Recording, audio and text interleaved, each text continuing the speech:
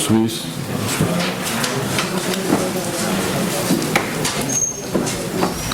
Y luego está Chía por ahí.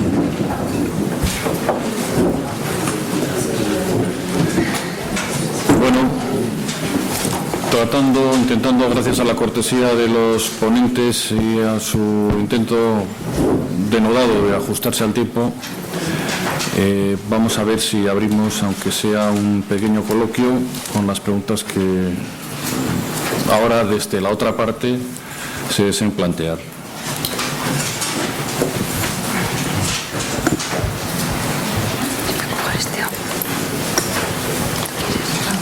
Sí, la pregunta es para Pablo. A ver, no, para ti no, Pablo, para otro. Es que piensa que es el único Pablo.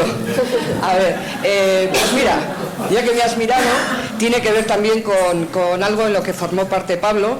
En el 2002 fue la primera comisión que yo creo que hubo a nivel nacional para el estudio y la prevención en el tema de citostáticos, ¿no? Y quería compartir con vosotros que en el Hospital de Cruces vamos a poner en marcha un sistema que no sé si conoces, que es el Grifols. Son unas bolsas que lo que llevan es una válvula antirretorno que permiten poner la medicación, bueno, tanto en preparación como en administración. Pero tiene algo nuevo que me parece que en el vuestro, decías que tenía aguja, ¿no? El vuestro. Tenía una aguja que se metía hacia adentro. Creo que en el vídeo. El nuestro va sin aguja. Creo que eso es un avance y bueno, pues lo quería compartir contigo porque me parece que después de todas las pruebas que hemos hecho, vemos que es un sistema que tiene muchísimas ventajas en un hospital que se preparan tanta medicación citostática como es el de Cruces, ¿no? Y luego también tenemos una peculiaridad que la seguimos teniendo, Pablo, a pesar de los años, y es que es de los pocos hospitales donde la preparación de citostáticos no está centralizada en farmacia. Se preparan tanto en farmacia como en el hospital de día. Y aquí viene mi pregunta. En todos esos estudios que has revisado en estos últimos 5 años, me gustaría saber si alguna vez te has encontrado algo, cuánto tiempo tienen que pasar las enfermeras expuestas a citostáticos. Me explico. Si en farmacia rotan las enfermeras que preparan una vez cada 3 meses, en el hospital de día, la enfermera que no está administrando está preparando. Sí. ¿Dónde están los límites para que una persona tenga que estar tanto tiempo, tantos años, tantas horas seguidas en contacto con citostáticos? En esta literatura que estuve revisando, no hay ninguna referencia en cuanto a lo que es el periodo de tiempo. Yo creo que básicamente es por la naturaleza estatocástica del cancerígeno, es decir, no podemos determinar que una cantidad de tiempo sea suficiente o insuficiente para generar un determinado efecto. Estamos hablando de una sustancia y estamos hablando de exposición cero. Por tanto, nos tenemos que intentar centrar en esto. Nos tenemos que intentar centrar en que la exposición sea nula y ese es el objetivo, conseguir que la exposición sea nula, bien sea aplicando sistemas cerrados, si los sistemas cerrados no tenemos la literatura suficiente como para demostrar que, porque bueno, como veíamos había distintos casos y no todos tienen la misma literatura, entonces hay que intentar ir hacia aquellos que nos aporten mayor seguridad, donde tengamos mayor evidencia e ir a exposición cero. Para un cancerígeno no hay otra, yo no le veo otra opción.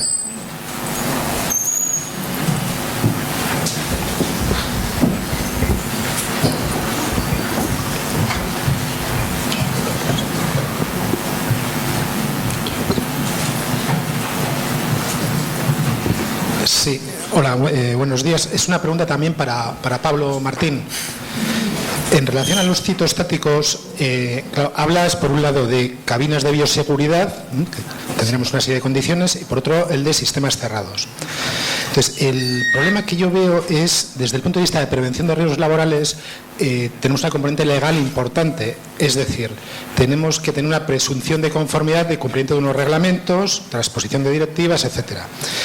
En el campo de las cabinas de bioseguridad, yo creo que las mismas transparencias, por ejemplo, ha aparecido FFP2, luego ha aparecido 3, puede haber ciertas discrepancias. ¿Dónde encontramos una guía, pero que no sea una guía de NIOSH o CDC? Porque no nos vale. Esa guía americana puede ser de reconocido prestigio, Nos vamos a normas, ya ENOR ha publicado un par de ellas, eso por un lado. Y por otro lado, en los sistemas cerrados, no has comentado nada de la directiva de equipos sanitarios, que entiendo que Chemoclave o cualquiera de estos sistemas cerrados debiera estar certificado y marcado. Si nos viene un equipo americano, sería ilegal, simplificando mucho. Sí. Respondiendo a lo segundo primero, estamos hablando de productos que, conforme a la directiva, tienen su marcado CE, que es la referencia como productos sanitarios, y no, como bien dices, no podrían estar comercializados en Europa. Todos estos productos tienen su marca y por eso se pueden comercializar. De hecho, hay uno de estos que está en un proceso, no sé si ya lo tiene o no, que es EquaShield. EquaShield, teniendo la referencia FDA o NB de la que hablábamos, el marcado CE estaba en un proceso de adaptación, no sé si lo tiene ya o no. La última información que yo tengo es que en España todavía no estaba comercializado. Puede que en otro país sí. También esto es una cuestión de economía, de quién lo distribuye, comercializa, pero evidentemente siempre estamos dentro de lo que es normativa sanitaria, y evidentemente el gestor que adquiere un producto sanitario tiene que verificar que lógicamente cumple con toda la normativa correspondiente. En cuanto a lo que es la cabina de seguridad biológica, como cabina de seguridad biológica tiene una serie de referencias, es decir, la específica, por ejemplo, de la que hablábamos, tiene la referencia DIN. Esto nos dice que tiene una serie de elementos constructivos de una clase, un tipo sobre cómo recircula o cómo no recircula el aire, en qué proporción, en qué cantidad, cuál es el tipo de flujo. Y me hacías una referencia a FFP2, P3, esto es más para la mascarilla, es decir, lo que es la referencia evidentemente es la EN 149 en su actualización del 2010, donde definimos un tipo de mascarilla como FFP1, FFP2, FFP3. Las mascarillas quirúrgicas evidentemente no son eficaces, no son equipos de protección individual. Utilizaremos la 3 porque es la referencia armonizada, y en este sentido no utilizamos los criterios americanos, la N95 y demás, porque no tenemos esa equivalencia. Ese es el debate siempre perenne sobre las referencias de uno y de otro. Sí, pero ¿cuál sería entonces nuestra guía?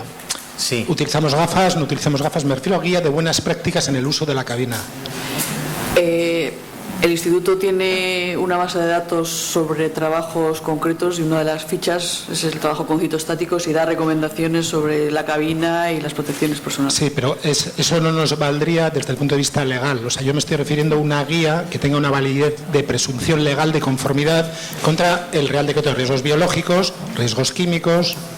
Las guías nunca tienen presunción de legalidad. Tú tienes una referencia normativa, y esa referencia normativa te habla de cómo tienes que manipular un cancerígeno, según el Real Decreto sobre cancerígenos. Cuando hablamos de un equipo de protección individual, estamos hablando de que hemos superado las fases anteriores, es decir, hemos intentado reducir en origen, sobre el medio, y finalmente llegamos a la protección del trabajador. En este caso, en función de las referencias que tengas, puedes decir que ante un determinado cancerígeno la eficacia máxima se consigue con una FFP3, y en este sentido la nota técnica de prevención es lo que nos dice que la FFP3 es el equipo de protección individual respiratorio recomendado. Bien, antes de la siguiente pregunta, me recuerdan que si se le puede dedicar un par de minutitos a contestar la encuesta, pues agradeceríamos que lo hicieseis. Bueno, creo que era por ahí que habían pedido. Alguien que repartir, creo.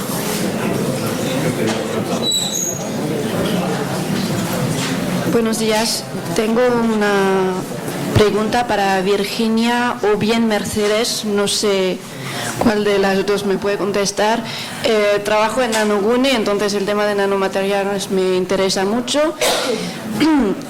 Entiendo, de la presentación, que las nanopartículas por su tamaño tienen propiedades muy diferentes que el material a tamaño convencional, pero creo haber entendido que las directivas que se aplican de momento a la prevención de la salud en el ámbito laboral son las mismas directivas finalmente que los químicos convencional. Es una contradicción. Igual en la bola de cristal de Mercedes podemos saber algo más de este tema. La bola de cristal yo no la tengo. Yo sí que sé que no hay normativa específica. La Unión Europea sí que se plantea hacer una normativa específica, puesto que es un riesgo bastante importante y relevante. Pero de momento, como he dicho, sí que su expansión en el mercado ha avanzado muy rápidamente, pero el desarrollo legislativo no. Entonces, de momento, nos encontramos en una situación en la que hay que aplicar una normativa general. Teniendo en cuenta la bola de cristal, el tema de las nanopartículas es uno de estos riesgos emergentes para los cuales el marco estratégico de la Unión Europea presta especial atención. Lo que pasa es que eso no necesariamente se tiene por qué transformar en una directiva.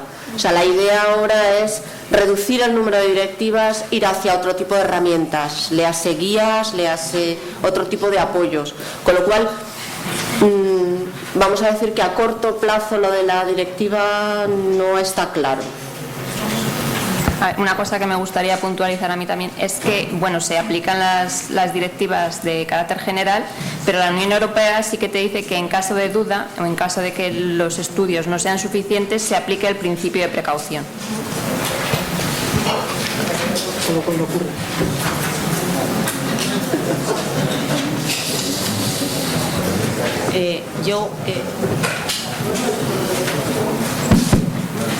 Para Pablo, es que quería preguntar a ver si teníais alguna experiencia con los anticuerpos monoclonales en terapia intravítrea en el hospital, sobre la manipulación, las medidas de prevención para tomar.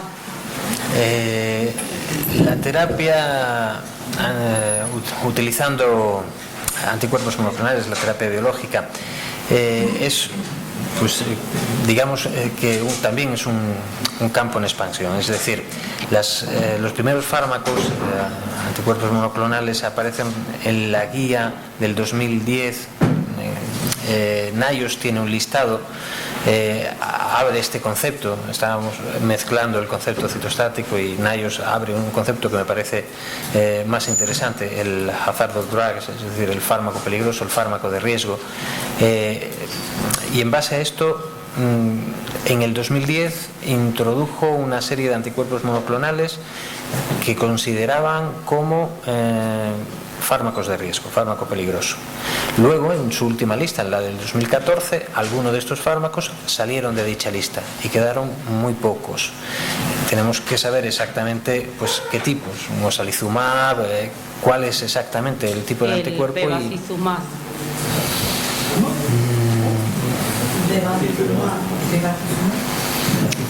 Tendría que mirarlo ahora mismo. La tengo ahí en el pen, o sea que si lo vemos. Tengo la lista del 2014, o sea que si quieres lo vemos, o me dejas un mail y lo miramos y decimos, oye, pues mira, ¿te aparecen o no te aparecen? Y en función de esto, y en el 2010 estaban o no estaban.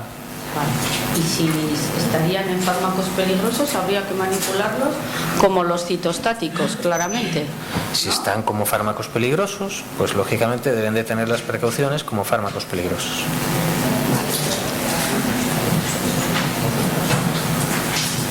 Bien, ¿alguna pregunta más? ¿Alguien que se anime?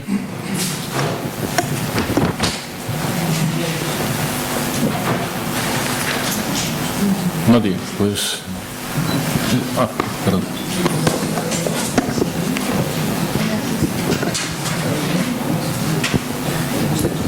¿Qué tal? Buenos días. Esa pregunta es para Virginia. La pregunta es una duda que me ha surgido al oírte sobre nanomateriales que no conocía, nunca había profundizado en su pensamiento. Has dicho que existe efectivamente el riesgo para el trabajador, pero ahora te quiero hacer una pregunta técnica que realmente la ignoro, ¿no? Y es que si tenemos una pieza o un producto ya hecho con nanopartículas, o sea, con nanomateriales, si se rompiese, ¿se podría soltar o liberar algún nanomaterial que podría ser inhalado, por ejemplo, puede entrar en contacto con el usuario. ¿Me has ayudado a explicar? Sí. Y por consiguiente tendría esos riesgos. Es una que hemos pregunta muy hablado. interesante, pero habría que estudiar cada caso, como he dicho, puesto que sí que existe la probabilidad de que ese material, aunque esté unido a una matriz, al realizar tareas como pueden ser un corte, un lijado de ese material, se produzca esa liberación del nanomaterial. Pero habría que ver si ese nanomaterial que se ha liberado sigue unido a la matriz o bien se ha dispersado liberándose como nanopartícula o formando aglomerados. Eso habría que estudiarlo más bien caso por caso.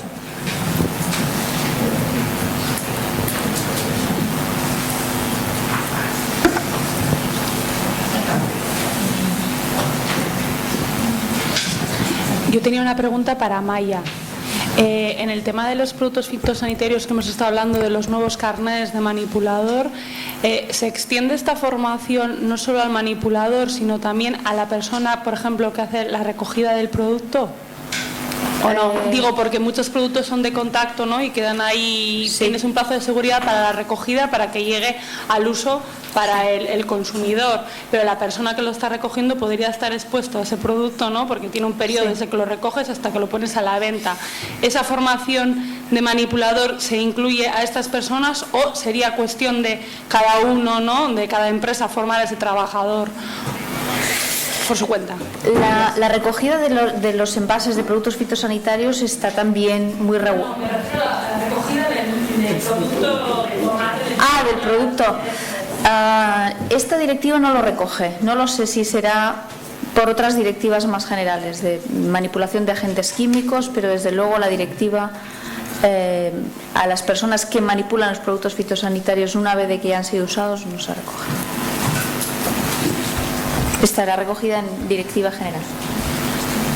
Sí, bueno, en principio todo trabajador tiene que ser formado sobre los riesgos del producto que va a manipular o a los que puede estar expuesto. Las fichas, que marcan los plazos para la recogida, para que el producto sea seguro, pero pensando en la persona que va a consumir el producto. Sí. En producción integrada, esos plazos no están pensando en ningún momento en la persona que va a recoger ese producto. Entonces, aparte de la formación como usuario del producto químico, que en realidad él no usa el producto químico, estoy hablando de la persona que va por detrás. Es un manipulador. El tomate, sí, pero yo no he hablado de usuario de producto químico, he dicho de expuesto a producto químico. Sí, no. Como expuesto a producto químico le tendrán que contar todo lo relacionado con el producto químico al que puede estar expuesto, porque lo toca, porque lo huele o por lo que sea, aunque él no lo dé. Lo que yo decía es si el curso que se organiza o el carnet que se da para los productos fitosanitarios seríamos, como ha dicho que había cambiado, a ver si había llegado a esa persona que no hace la manipulación, pero que está igual al lado del que la está realizando Vale. Vale, pensaba que te referías una vez ya que se ha usado el envase o el producto, cuando se retira, que eso es otra cosa, ¿vale? Eso también está regulado.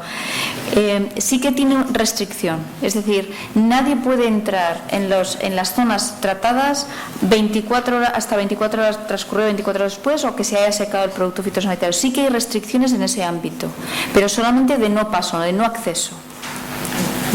Y luego los carnets y la formación, tanto tienes formación para aplicar como para gestionar. Es decir, si tú eres una persona dueña de una explotación o de una empresa que tienes empleados que van a manipular o estar en contacto o en relación o lo que sea, también tienes que tener formación, y en este caso es universitario superior. O sea que también se centra ahí,